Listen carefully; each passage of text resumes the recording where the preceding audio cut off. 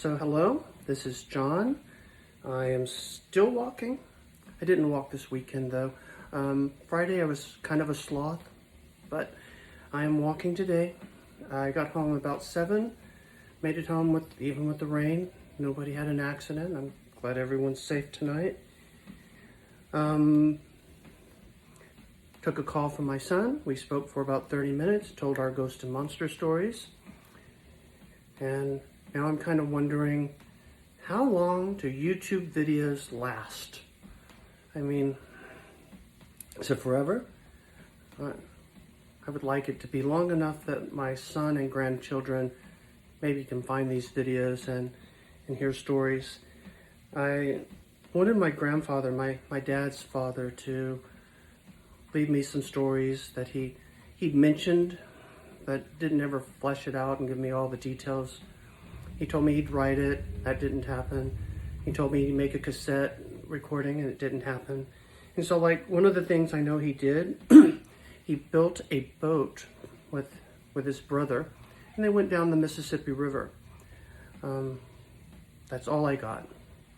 I know he was a pretty good carpenter, so I guess making a boat wasn't too big a deal for him. I would have liked to have seen pictures of it. I never saw pictures of it. Don't really have any pictures of family left except for what's on Facebook, so I hope Facebook doesn't go away. I guess you could get canceled if you say the wrong thing, but we're just talking stories and we're just walking. That's why it's called Just Walk, right? Just walk. So, what stories would I leave my son? Well, I definitely have some interesting stories. I think scuba diving has some stories. My friend and I went on a shark dive at Stewart's Cove in Nassau. And if you don't know Stewart's Cove, then you've not been watching Shark Week, because every Shark Week on Discovery has a episode of Stewart's Cove. That was a pretty good dive. We also did a kelp dive at Catalina. I got seasick. That wasn't a good trip. I was sick the entire trip, I think. I've jumped out of an airplane. And, you know, it's pretty easy to say you'll jump out of an airplane when you're on the ground, but at 10,000 feet looking down through a column of air, I was thinking, I'm not getting the fuck out of this airplane. I was attached to the dive master. It was a tandem dive, and so I didn't really have much choice in it, especially from my position where I was. There was only going out, and I remember seeing as we fell, we tumbled, and it was like sun, earth, sun, earth, sun, earth, and then kind of calmed down at that part of the dive, and you know, the cameraman is sitting there right in front of us. And so when we pulled the chute, I'd always thought that because of the way the movies look, it looks like you get jerked up. No, you just come to a stop, but the cameraman went, boop, gone. So that was interesting. And the reason I went skydiving was I saw this scene in a movie called The Fandango. It was Kevin Costner's first film. Brilliant movie, great soundtrack. I highly recommend it. Be surprised how many movie things kind of inspired you.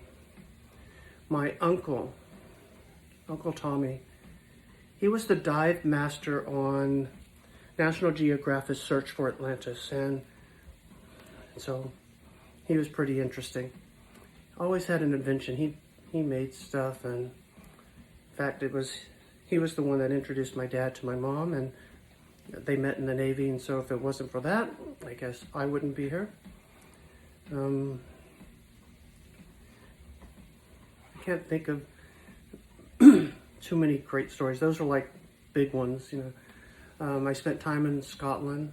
I was there for a month and recreated the journey of the hero in Robert Louis Stevenson's book, Kidnapped. Of course, my friend Mary helped facilitate that. Most of my adventures over the last few years have been mental ones where I'm participating in a thing like that I liken to Young's active imagination, and it's helped fuel some stories. I've met some friends because of the stories.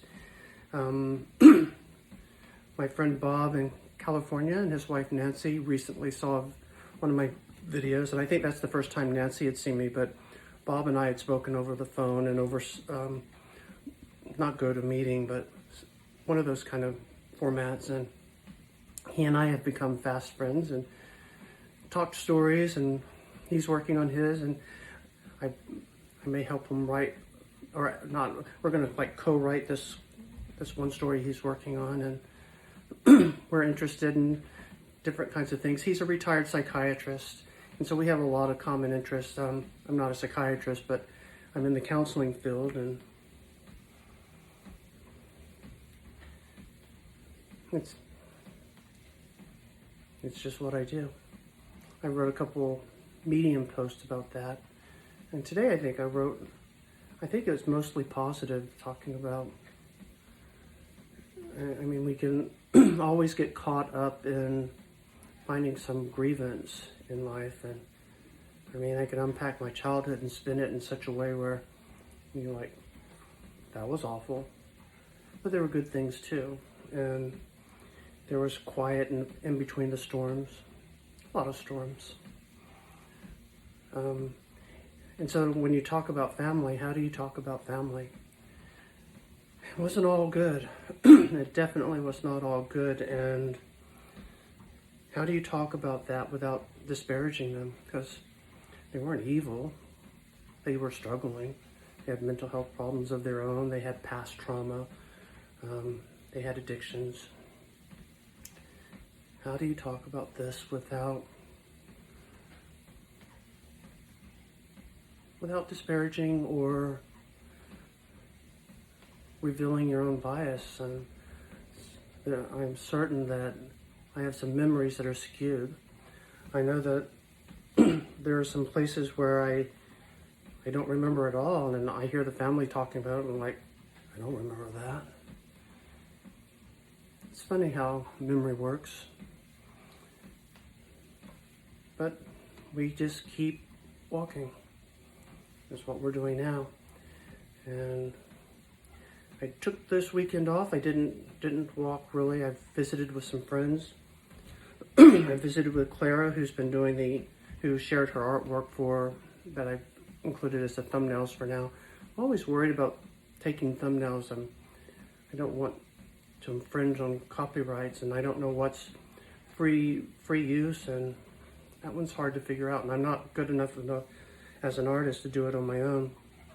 Spent some time with Steve. We watched a movie and ate dinner, and then I had lunch with John's parents and his family.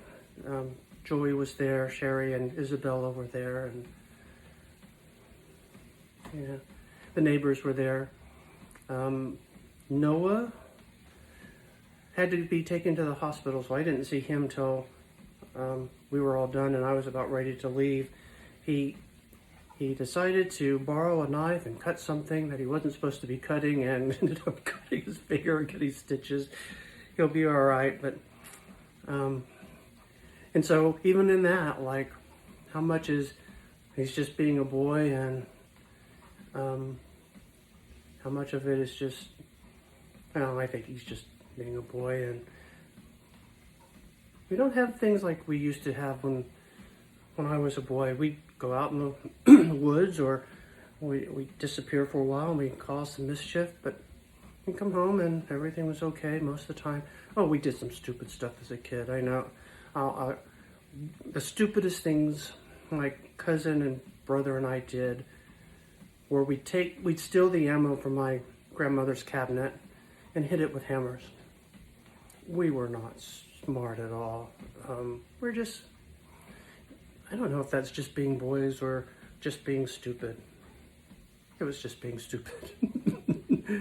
I wonder what stories you would tell about your childhood. We got lucky. We survived even that. And I don't know. Here we are, just walking. I hope you're doing well, and I'm going to pick up this pace here, and I will see you next time. Remember, just walk. Bye.